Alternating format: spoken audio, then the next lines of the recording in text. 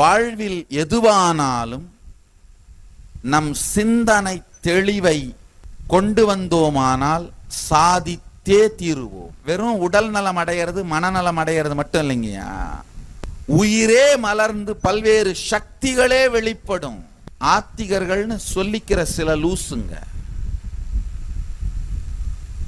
நான் படிச்சு பார்த்துட்டு இருந்தேன். ஏதோ ஒரு கட்டுரை மாதிரி எழுதி, உடல் நலம் மனநலம் பொருளாதாரம் இந்த மாதிரிலாம் சொல்றது ஆன்மீகம் இல்லை, சிவனை அடைவது மட்டும்தான் ஆன்மீகம், இதெல்லாம் ஆன்மீகம் கிடையாது.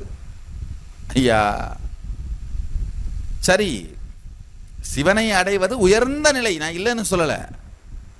இப்ப அதுக்காக உடம்பு சரியில்லாம போச்சு, இல்ல வாழ்க்கையில வேற ஏதாவது பொருளாதார வளம் வேணும், இல்ல உடல் நலம் வேணும் மனநலம் வேணும்னா சிவனை கேட்காம வேற எவனை போய் கேட்கறது? அதுக்கு வேற ஒருத்தங்கிட்டே போக முடியும்.